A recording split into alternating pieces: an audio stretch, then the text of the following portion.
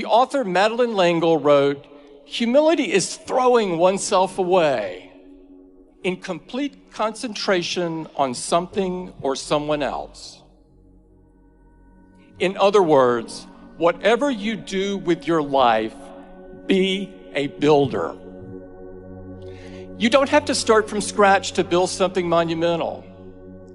And conversely, the best founders, the ones whose creations last and whose reputations grow rather than shrink with passing time, they spend most of their time building piece by piece.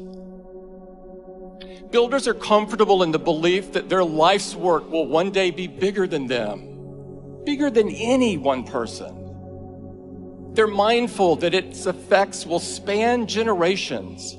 That's not an accident. In a way, it's the whole point. Being a builder is about believing that you cannot possibly be the greatest cause on this earth because you aren't built to last.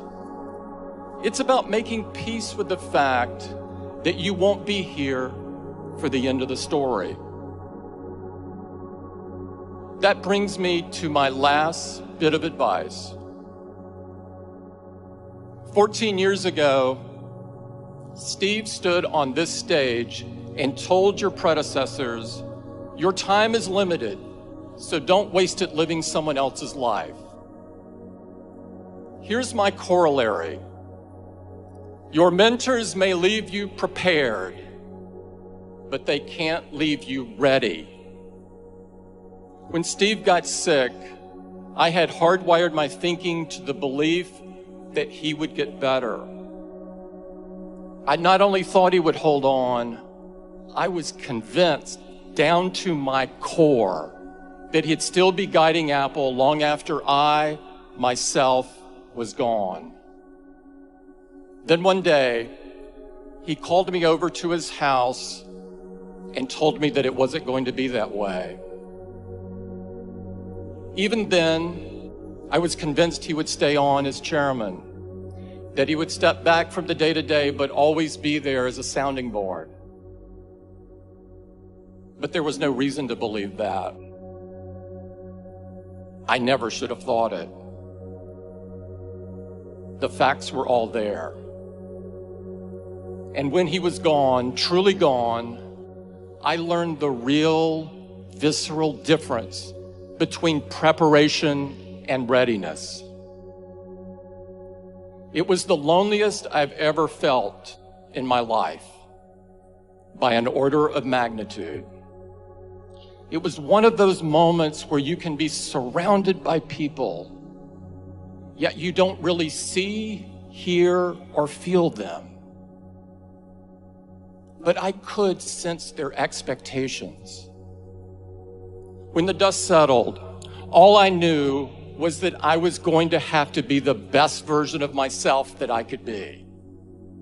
I knew that if you got out of bed every morning and set your watch by what other people expect or demand, it'd drive you crazy. So what was true then is true now.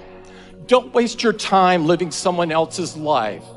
Don't try to emulate the people who came before you to the exclusion of everything else, contorting into a shape that doesn't fit.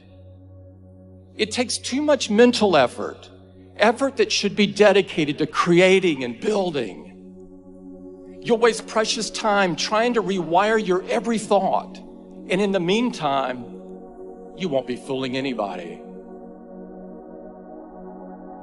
The fact is, when your time comes, and it will, you'll never be ready. But you're not supposed to be. Find the hope in the unexpected. Find the courage in the challenge. Find your vision on the solitary road.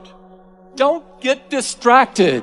There are too many people who want credit without responsibility. Too many who show up for the ribbon cutting without building anything worth a damn. Be different. Leave something worthy. And always remember that you can't take it with you. You're going to have to pass it on.